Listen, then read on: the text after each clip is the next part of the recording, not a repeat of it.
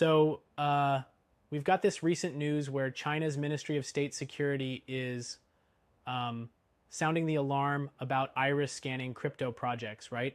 They're warning that these biometric technologies like iris, fingerprint, and even facial recognition could threaten personal privacy and even national security. Mm-hmm. That's intense. They're basically saying that collecting, these sensitive biometric details can be exploited by external actors, even under the guise of digital asset distribution, huh? Exactly. The Yeah. bulletin Mhm. mentioned that there's an overseas company, apparently linked to Sam Altman's World, that's been scanning iris data in exchange for its token. And while China isn't part of its user base, the implications are global. Right, that's pretty concerning. Are they arguing that because iris data is immutable, any leak could basically be a permanent compromise?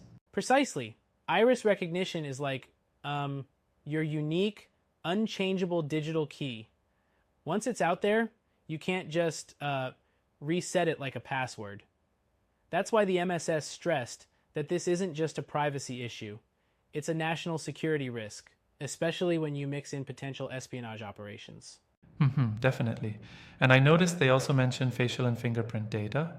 So it's really a broader issue with biometrics and crypto, not just the iris part. Totally. They pointed out that improper storage and handling of this data can lead to leaks. And leaks here aren't just inconvenient. They can be exploited by foreign intelligence agencies to, say, create fake credentials and gain access to sensitive areas. Right? Like how they cited examples of falsification of facial data to, infiltrate key workplaces. That part really caught my attention. Absolutely. It's like using your fingerprint on a door that, once copied, anyone with the duplicate can get in. And we're talking about data that essentially becomes a one-way ticket. Once compromised, it's nearly impossible to secure again. hmm But isn't it also true that many of these crypto projects claim to offer secure systems with advanced encryption?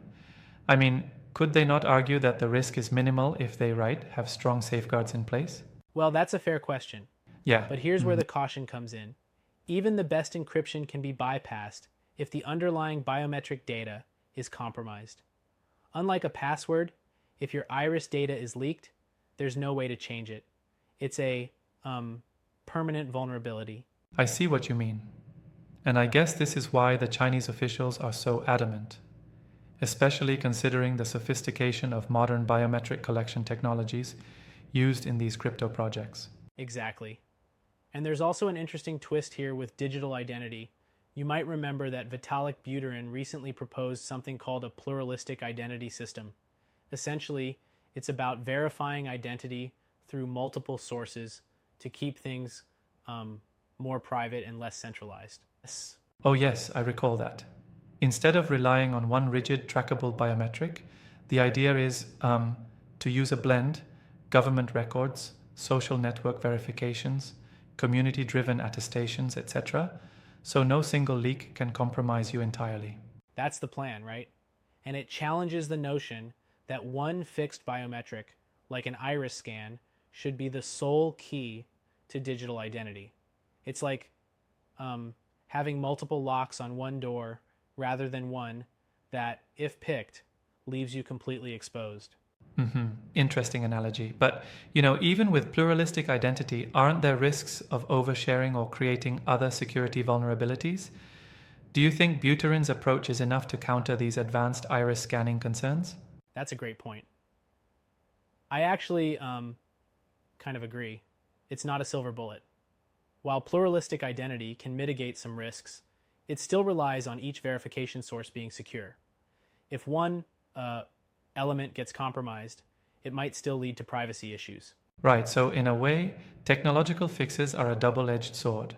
They offer convenience, but they also increase the potential attack surface. That's probably why the Chinese bulletin was so firm about being cautious. Exactly. And consider the scale. With operations like the World Project collecting iris data in 160 countries, even a minor breach could have huge geopolitical consequences.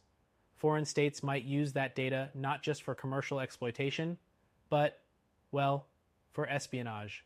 And it underlines the importance of, cross-border regulatory frameworks for using biometrics in digital environments. It's really a global challenge. Absolutely.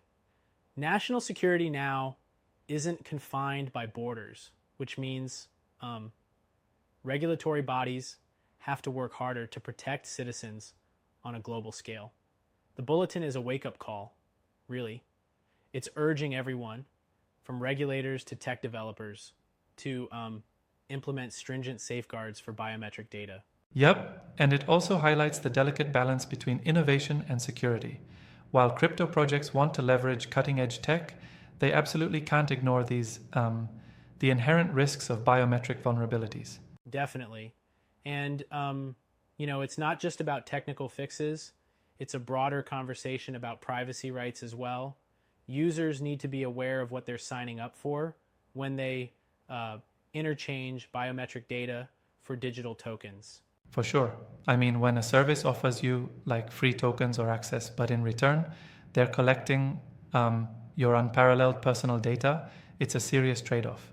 People might not fully grasp the long-term consequences. Exactly. It's like trading your house key for a free coffee. You might get something short-term, but once the key is out there, you can't change the lock. Yeah.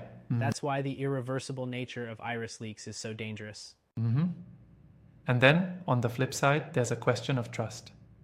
Should crypto projects even be trusted with such sensitive data when there's a global patchwork of laws and standards regulating data security? That's the million-dollar question. The Chinese government is essentially saying, hey, be very, very cautious with this stuff. And while critics might argue that innovation suffers, national security and personal privacy can't be put on the back burner.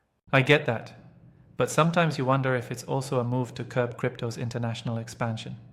It's a bit politically charged, don't you think? I see your point. There is an element of geopolitical maneuvering. However, regardless of politics, the technical risks remain real. The potential for permanently compromised biometric data is a serious matter. Absolutely. And these warnings might push projects to innovate around privacy instead of just doubling down on risky biometric collection. Right. Perhaps the future lies in balancing user verification with multi-layered identity verification methods that don't rely solely on immutable biometrics. Kind of like, having multiple factors of authentication.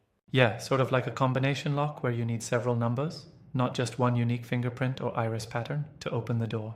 Exactly. And that could pave the way for safer integration of tech and digital asset ecosystems globally. The conversation really is a call for responsible innovation, both in crypto and in cybersecurity. A wake-up call to developers, regulators, and users alike. It really forces us to think about what we sacrifice in the name of progress. Absolutely. In the end, it's all about protecting the fundamental rights of individuals while embracing new technologies. And it's a reminder that sometimes the cost of convenience is too high if we ignore the risks.